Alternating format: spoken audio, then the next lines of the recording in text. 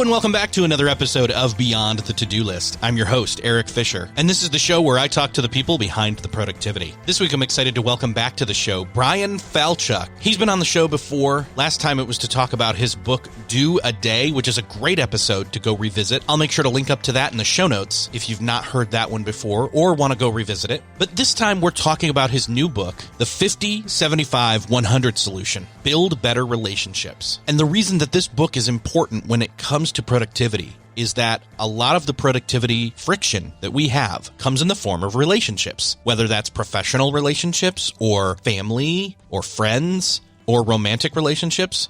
And the great thing about the 50-75-100 solution is that it shows you how you can be the source of the solution to those problems and even proactively get ahead of them and eliminate them, or at least greatly reduce them. So in this conversation, Bryan and I unpack the context of how he came up with this solution. And then don't worry, you're not going to have to do a lot of math, even though there's a small amount of math when it comes to the 50, the 75, and the 100. So put your calculator and your pad and pen away. You won't need them unless you're going to take notes on this conversation with Bryan Falchuk. Well, this week it is my privilege to welcome back to the show Bryan Falchuk. Bryan, welcome back. Hey, thanks for having me on again, Eric. It's been a while. We noticed, but that's the world's okay. Changed a little bit. It's changed a little bit. Yeah. I mean, but that's okay. We changed too. And hopefully for the better. Last time we were talking about Do a Day.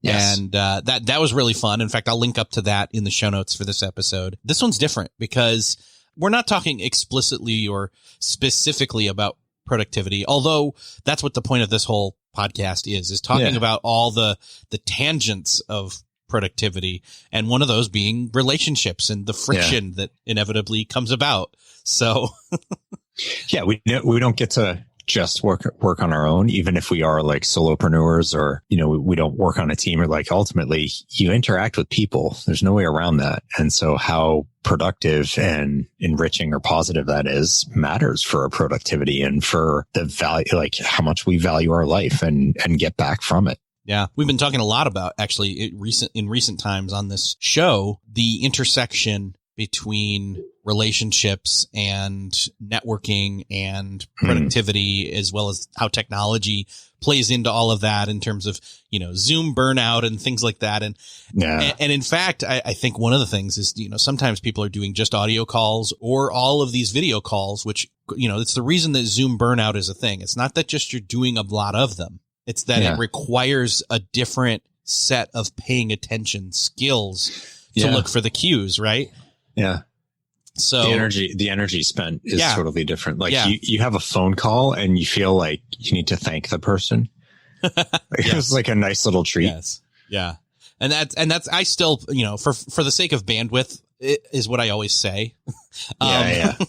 I want to dive in to the 50-70-100 solution, and I don't want to go into the math just yet. I want you to maybe set up the context of, how you stumbled upon this. What made you think of this, come up with this? What led you to this point of talking about relationships in this way? Yeah. So it was born of my own situation, primarily in my marriage, where my wife and I were butting heads a lot, which I think a lot of people, not just married people, but a lot of people can understand. You go through periods where your relationship's in a tough spot, and there's a lot of me versus you, us versus them kind of mentality. That's the number 50, not to jump into the math, but it's like, it's 50-50, in this whole thing, like it's me against you. I got half, you got half. And that doesn't really get you anywhere. You just keep slapping into each other. And, our situation, like not to go back to the last conversation you and I had, Eric, but like my marriage was very much defined by this period where my wife became incredibly sick. We thought she was going to die. And that just sort of led us down a path of having very specific roles. And they weren't like loving husband and wife. It was more transactional. Like I do all the caretaking and she's busy with trying to, literally save her life, but then get and stay well, all for good reason. But you really fall into those patterns hard, and that doesn't leave a lot of room for connecting as human beings, as spouses. It changes the dynamic. And as you continue down that path, you reinforce that more and more. It gets to be more and more kind of headbutting or just like two positions in a whole rather than one team coming together. And that was not an enjoyable way to live. I had started a job that had me traveling every week. And I mean, it's actually going back, like I was probably halfway through that job. I was there for 3 years. So it's like a year and a half in, but I was gone all the time. So like I'm gone 5 days a week, and the 2 days on the weekend is like recovering from and preparing for being gone all the time. So we were really not doing anything to solve this issue. And both of us were pretty miserable with it. It's just that we didn't have to be around each other for 5 days. So that made it easier, but that's not sustainable. And each of us was doing work, a therapist kind of, someone to talk to, like to work on ourselves, but we were only working on ourselves, not on the other person, or how we relate to the other person. And it was in that context that someone, a therapist that I was seeing, recommended this book on Buddhism. And I picked it up and started to read through it. And I really started to understand the relational nature of human beings and really of everything in the world. And it was just hitting me as like, I'm not working on this problem with my wife the right way, because I'm either just working on myself or complaining about what's going on within herself. And there's never anything about how are we influencing and affecting each other.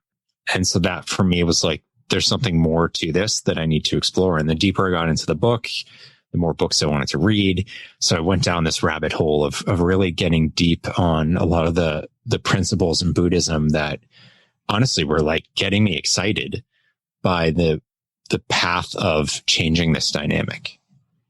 Wow. Yeah, that's great. I can see where, because I already know where we're going and what the math means, I can see how that brought you to this point. So I guess that's a good segue to just say, let's jump into what the 50, 75, 100 solution is, and then what it means. And I'm I've got different pieces of questions that go with all the numbers and everything. So yeah. One, I hate, like, some people see the numbers, they're like, oh God, I don't want to get into math. Like, it's like, ignore the numbers for a second. Yeah. It's just about, it's like our pieces of this whole relationship. Yeah. And in fact, I before we go to the numbers, I know that there's actually some context and some keywords you've got to set up first for us to understand how those numbers then come into play. Right. So there were 3 principles that I learned about in all this reading and research that really stood out to me. There's a lot that blew me away and inspired me in the research I did, but 3 in particular were really important, I thought, for what was going on with these relationship dynamics. And I should say, like, I'm framing this around my marriage, but actually really early on, I also got to apply what I'm going to talk to you about in a work setting. It's something I use in my larger family, like, my siblings, my parents, friends, even strangers. Someone who read the book texted me after using it at a gas station with the guy at the pump next to him. So like it's pretty broadly applicable. The ideas, the 3 principles from Buddhism are happiness seeking, interdependence, and impermanence. And so those 3 things are really critical to understand. And happiness seeking is by far the most important one. But this is the notion that we all do what we do in our pursuit of happiness. Like we may say something that someone else doesn't like or do something to them that they don't like, but it's not just to be mean to them. It's because we want something, whether we're aware of that or not. And you can say like, well, you just called me a name. Like, how does that have anything to do with your happiness? It's like, well, maybe I'm hurting, and maybe the tools I'm using to try to stop hurting are flawed. But for whatever reason, I decided, flinging an insult back at you was going to make me feel better, even if it doesn't. Punching you when you've punched me will make me feel better, even if it doesn't. It doesn't take away my pain. And sometimes our pursuit of happiness help someone else. Like if you go and volunteer at a soup kitchen, or, you give someone $1 that's down in their luck, that's on the corner asking for help, like whatever it is, that act helps them, but it probably makes you feel better. So sometimes our pursuit of happiness can help other people, and sometimes it may stand in the way of their happiness. When you think about it like that, suddenly things can feel like less of a personal attack. And I think that's really important, because so often when we get into these headbutting situations or arguments, we feel that the other person is doing this to us, right? And we feel like they sought us out to hurt us. It's like, I always use the story of getting cut off in traffic, because, well, it was a true story, but I think everybody can relate to it. And B, it really sets this notion up well. Is like when, if you're driving along the highway, someone cuts you off. It's not like they woke up that morning and they're like, you know what I should do today? I should find this random person who I've never met, find their car on the highway and get in front of it unsafely. Like that would be a great thing for me. And it's like, well, obviously that didn't happen, right? They thought getting in front of you would get them a little further ahead, would put them closer to their goal, maybe they thought you cut them off, so they want to get back at you. But it's not actually about you as a human being. It's about them and what they want. And so if you think about it like that, you're less likely to fall into road rage and like try to cut them off in return, or scream at them even though they can't hear you, or flip your middle finger at them, like whatever it is we tend to do in response.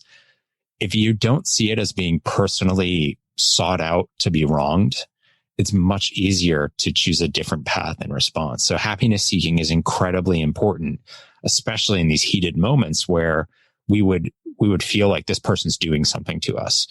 And so that's the first and most important piece. And that's the one I most actively employ, especially in those moments where someone's saying something really hurtful or has done something that harms me or takes away from my happiness, or, whatever it is that normally their response is like, oh, wow, they did this to me, or you threatened me, or, seeing it as you verb me, Mm-hmm. So happiness seeking is the first step. Interdependence is the second. And what this is that nothing exists in and of itself. Like no one is just good or just bad. We are those things in relation to different people and different situations. I say like, that's why bullies have friends. Right? You may see them as this terrible person, and if you had a young son and there's some bullies at school, and we'd go to like the chorus night or whatever performance the kids are doing, and you see like that bully kid is like laughing and friendly with three kids over them. Like, well, obviously they're not bullying everyone. They're not just a bully. They're a bully to some people, or some people some of the time. I mean, he has kids who were mean to him in first grade that are his friends in fifth or sixth grade. We've all been there. We fight with our loved ones and then we love them. We go through relationships where we're madly in love and then we break up and we hate the person and never want to see them again. So different people in different situations have a different sense of each other. If you change the people or you change the situation, then you can get a different outcome.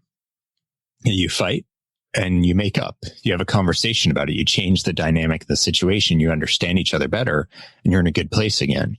Or maybe the opposite. So we are interdependent with each other, which means we can get to a different place by affecting each other. And that's the dynamic by which our happiness seeking ends up playing out. Because what I do in pursuit of my happiness, because we're interdependent, may impact you and how you feel about me or how you view me.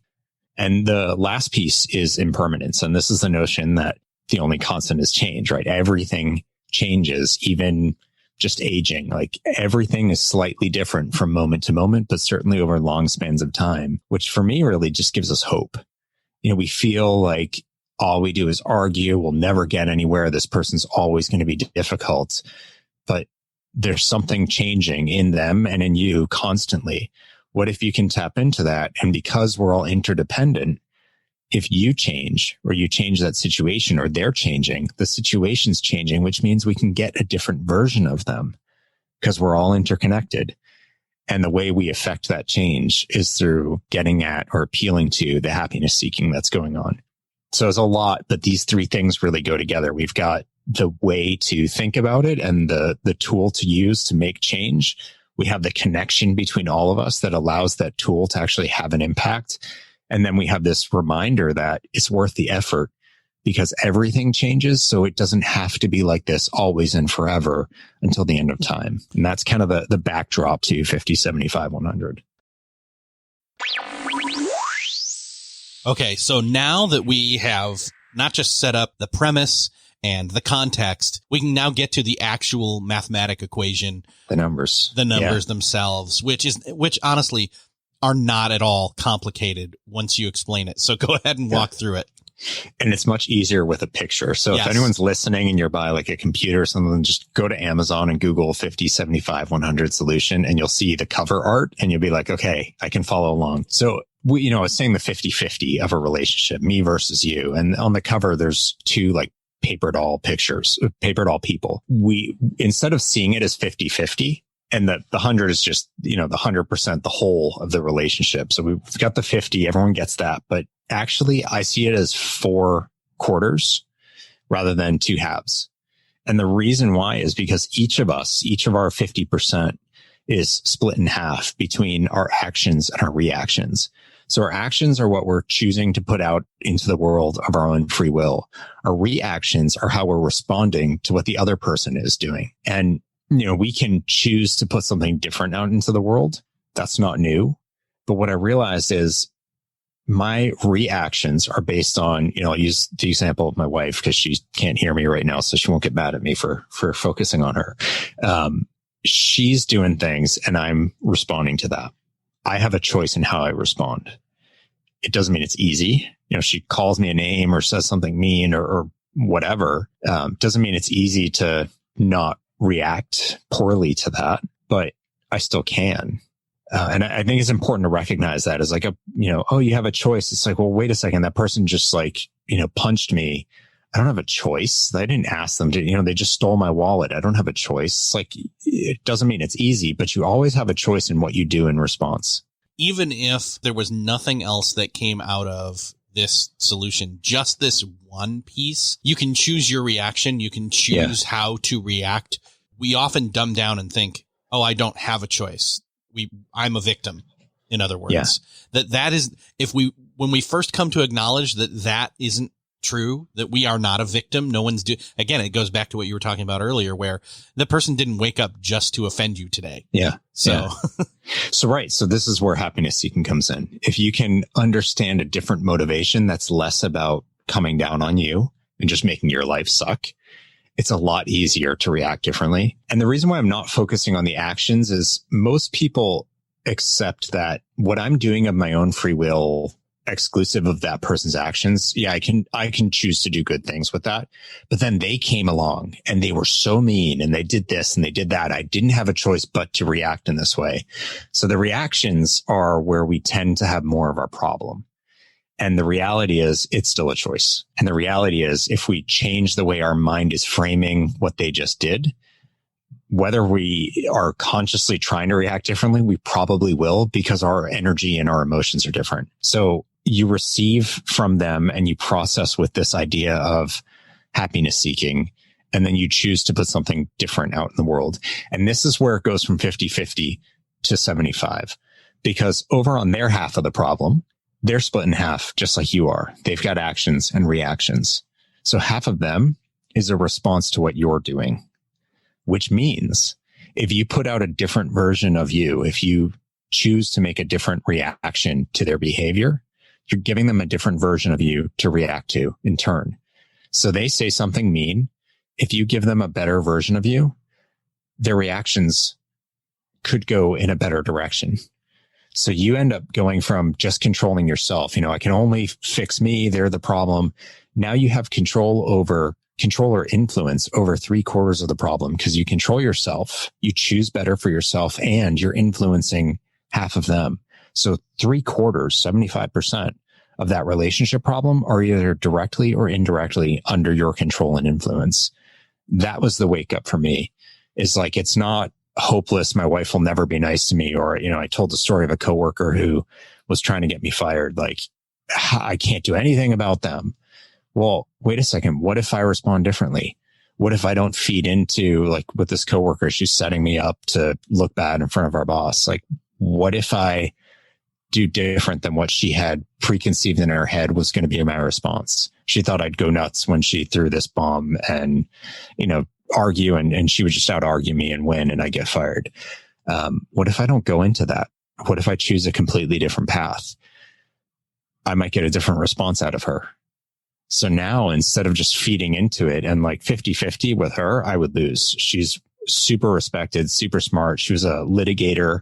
Like she's used to arguing with people and winning. I don't stand a chance 50-50. But what if I can influence her behavior? That's 75. If I do that, I can move the 100% to a better place. And that's what I've been doing. And that's what I've been trying to teach with people. And, I put this into action really quickly because things were in a particularly tough spot with my wife. And then this coworker situation popped up like right at the same time. And I was shocked with how quickly it worked. With my wife, it took it took a couple of weeks. With the coworker, it was like in real time. And, I was like, there's something to this. And so I started to use it more and I started to share it with people that I was coaching and, who were talking about difficult situations they're in. And I was like, okay, this is actually, it's not just for husbands and wives or boyfriends and girlfriends or girlfriends and girlfriends or whatever. It's working in all these different situations, very different dynamics. There's something to this. And what I would say to be clear is it doesn't mean that you guys like hold hands and skip off together. It doesn't mean everything's great, but it does mean it's better than what it is. And in some cases, that means you walk away. It doesn't mean no divorce. It doesn't mean you stay in every job forever. But it's a question of how you exit and what's left of you as a result of that. That's really important too. So, can you co-parent? Can you gracefully exit the role and put the company in a good position? Because burning bridges doesn't tend to serve anybody. So, how do you get to a better place in the situations you're at? It doesn't mean you stand there and you take a beating. So I want to be clear on that because some people are like, well, if you're in an abusive situation, why would you stay? Like, what if the best answer is that you should get divorced? Yeah, it still might be. But, you want to do that with lots of blood, or do you want to do that in a way that it's amicable and you're not fighting for the rest of your life? Like, I would much rather have that. Well, speaking of fighting, all of this and the way that the action and the reaction play into each other, how the 50 is your actions and reactions, and then how you can influence their reactions, specifically that influencing their reactions feels a lot like the martial art of judo, where you use, their force back against them. And it's not that you're wanting to use their force. Again, I use the word fighting with air quotes to say it's not that you're fighting them. It's that they may even, without knowing it, be fighting themselves and sabotaging their own happiness seeking by attaching to you and thinking you're in their way. And you might, and very well, to be truthful, you might be, but maybe you don't have to be. And that's, again, that goes to interdependence. But what I was trying to get at here was that the judo is, in a sense, using their force that they may be meaning for good or for ill, but for their own good, but without knowing it and ill towards you. You can disarm them and use their force against them, and even use their force with your force and get together to both seek happiness together. Yeah. I mean, judo it's about disarming. It's about incapacitating their attack. Yeah. It's not about killing people. No, it's about undoing. It's about deflecting, undo, and not in a bad way. Deflect gets a bad, that word gets a bad rap, but it's about, I guess I like the word I went with earlier, disarm. We usually think of that as being like a kicking something, kicking the gun out of their hand, disarming the bomb, but it's really just to de-escalate. There's a better word. Yeah. De-escalate in terms of things escalating. Cause this is the other thing that popped in my head earlier. I know I'm rambling here, but I like this cause you got me going. The whole factor of, okay, I'm 50, they're 50 in the 100. That's where the 100 comes in. Cause I don't know if we mentioned that yet, but that's pretty obvious. We both have our actions. That's each of us have a 25. And then there's the other 25 in our individual 50 that is reactionary. And the problem comes in is where I'm reacting and they're reacting, and we both just escalate. Yes. And this is owning this is being self-aware of your own actions, self-aware and present with your own reactions, and then even 25 over into their side of things to disarm their reactions. That's where my mind is. I'm just jumping all together, but yeah. No, but I mean, so Eric, the cool thing is then you like normally when we're reacting against each other, we get in this self-perpetuating like vicious cycle. When you start to change, like you give them a different version of you, even only a little bit, but a different version of you to react to, they react differently. And it may take a couple of back and forths before you start to break the cycle, but they eventually get into a place where they're giving you a better version of them to react to because you're starting to de-escalate them. And what you end up doing is you get to a virtuous cycle where you're each giving better versions of yourself for the other one to react to. So it stops being so much active work and it just ends up being better. And like you start to break that cycle, and you do that with enough repetition, enough consistency, and you change more permanently the dynamic that you're dealing with. And that's where it gets really powerful. Doesn't have to just be for the one off. Like, okay, we're in a fight. How do I stop it? And we're talking about like stronger negative situations, fights, but it doesn't just have to be for fights. It can be for kind of innocuous situations or like blah, they're not good. They're not bad, but like, do you just want not bad relationships in your life? Or do you want ones that are enriching and helpful and, or, you're in a negotiation of some kind? Like, what can you do to help move both of you to a better place instead of we're each going to, I want 0, you want 100. So we're going to settle on 50. It's like, well, neither of you got anything then. You're both worse off. And it's not a great place to be. Like I call it the last cookie problem. Like if there's one cookie, I use this because like cookies are delicious, but if there's one cookie left and we both want it, the answer isn't to split it. I know that's what they teach you in nursery school, but like then neither of us actually got what we wanted. We got something, but neither of us is happy. So how do we both get to a place where we're happy about what we get?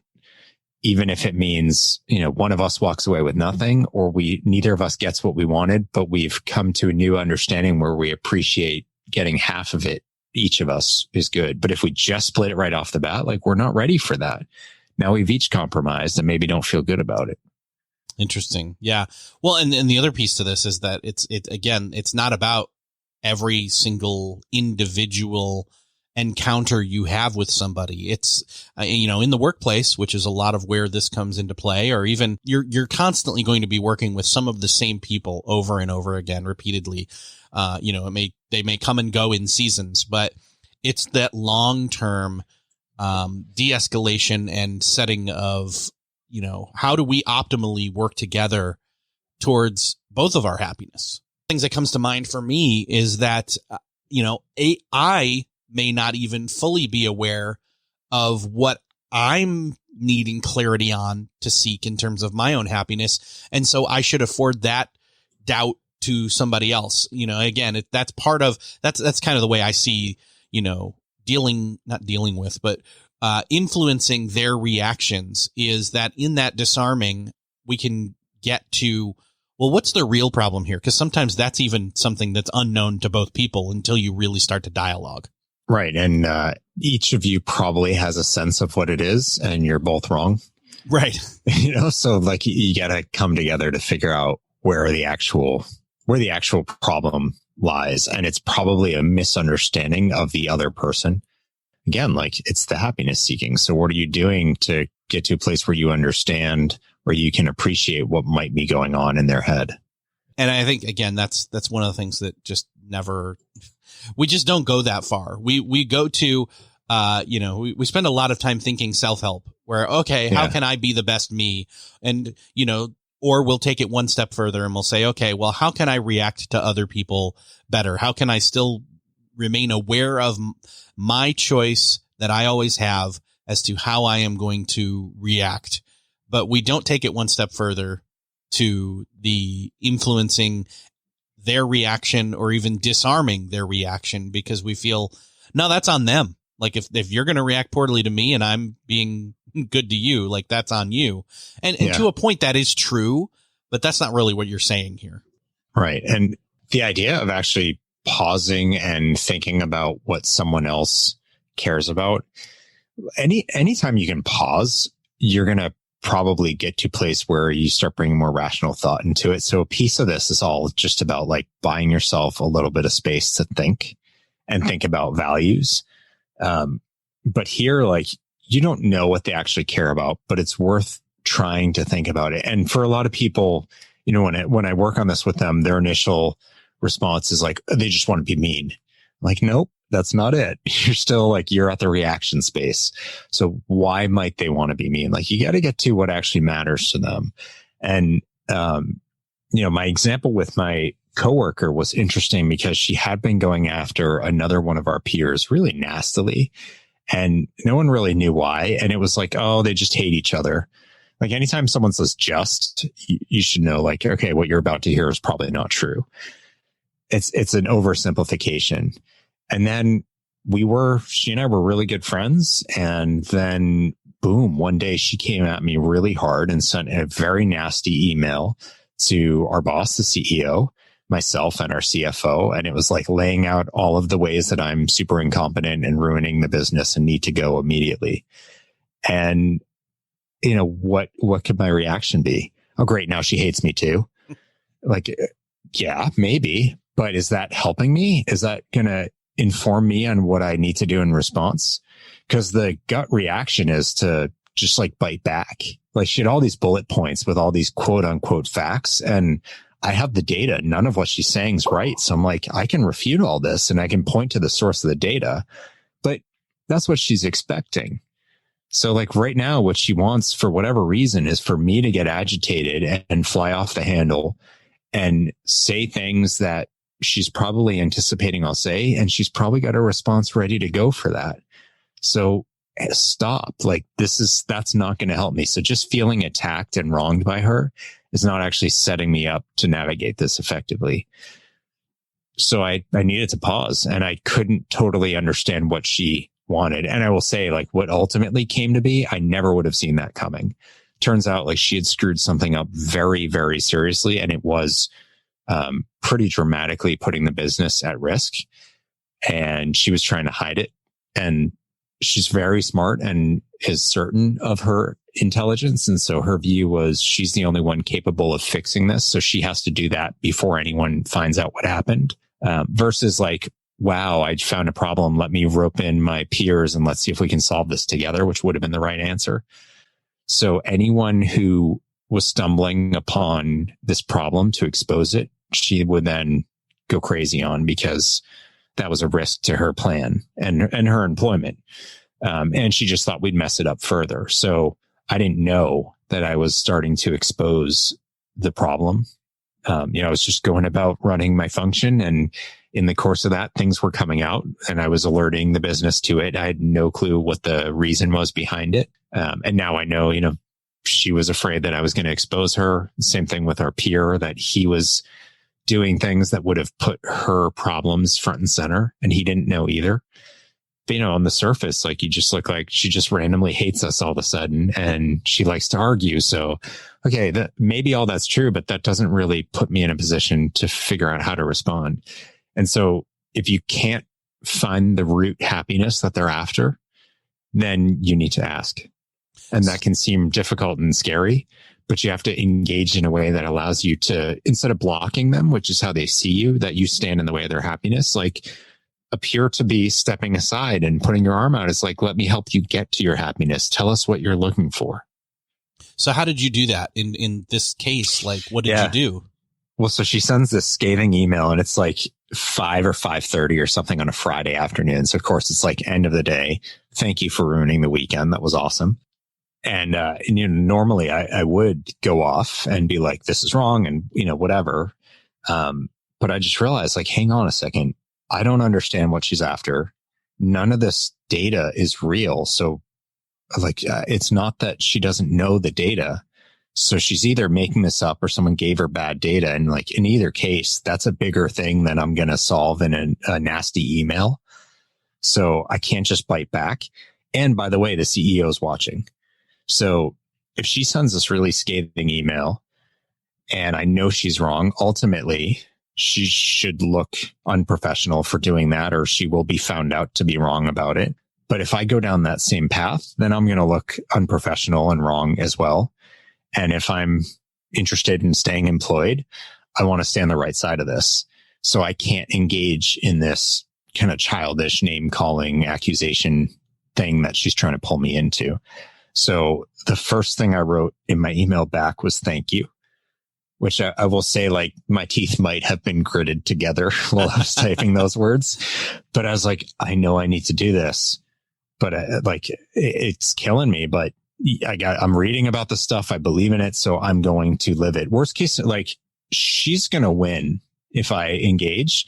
And if I don't engage, and if I take this new approach, I didn't have the name yet for it, but if I have this sort of Buddhism based view, she may still win, but like, I have nothing to lose. I might as well try to do it better, because I know I'm going to lose if I try to go head to head with her, because everyone does. So I said, thank you. And I wanted to at least acknowledge that maybe we're not all on the same page, but not argue about it. So I just said, I'm seeing something different in the data, but emails over the weekend is probably not going to lead us to figuring out what's going on. Why don't I find us all some time to sit down and talk about this? Like, total de-escalation, and not arguing, not headbutting, but instead, like, while I acknowledge, like, okay, maybe there's something, that's off in the numbers that everyone's throwing out. We all need to work together and figure it out. And I left it at that. And I didn't put this in the book, but my boss actually sent an email back. I guess while I was writing, he was also responding, and he's like, that's a fair point, and said her name. And I was like, no, it isn't. It's all made up. Like, it's not a fair point at all. It's the definition of not a fair point. But, we sat down, we talked about it. I set the meeting. I just sort of said, she sent this email, very concerning. It looks like, that if that's all true, there's a serious problem brewing in the business. I'm sure none of us wants that to play out. And then I kicked it to her. I said, why don't you lay out what you've been seeing? And more importantly, like, I want to understand what your concerns are and what your thoughts are about what we should do about it. Cause I didn't expect she was going to sit there and be like, I think you need to be fired. It's like, well, even if I'm fired, the problems are still the problems. So you still have to solve them, whether I'm here or not. But yeah, it was a little bit of a risk that I took, because she might have said that. No, she did. I don't think she'd look particularly professional or good. But so be it. So she went through her bullet points, and she's like, these numbers and those, and really angry, and strong, and then just stopped. And I was like, thank you. I wasn't gritting my teeth this time, because I was comfortable with where I was going with this. But I said, and can you just share your concern for the business and what you think we should do about it? And so what she ended up saying for her concern was like really rational and reasonable. And all of us in the room were concerned with the same thing. So it's like, oh, we all ultimately have the same happiness we're seeking. We have very different views on what's threatening the happiness and what to do about it, but we're all actually aligned. That's a much easier place to move forward from. And so, she shared some ideas. Some of them were interesting. Some of them, like, her wrong data needed to be right for those to make sense. But I stopped appearing to stand in the way of her happiness then. And I just said, I think that's a really great point. If that's real, like, that is a serious issue that we need to address. I think we can do these things you're talking about. What if I did this as well? Would that be helpful? And she was I think she's taken aback, because I still wasn't arguing. And what I had thrown out was really supportive of her. And so she just, like, totally different, that 25% in her, that reaction space, like, I'd short circuited it. And so suddenly the whole meeting came down, and it was like, yeah, okay, what if we do this? We can do this. We had a plan. Now we'll say we were never friends again. We had just had dinner together while we were, we traveled quite a bit for work. So, like, the executive team was in another city. She and I grabbed dinner. We're both vegans. So it was kind of, like, we were the weirdos. Like, we never had a meal together like that again.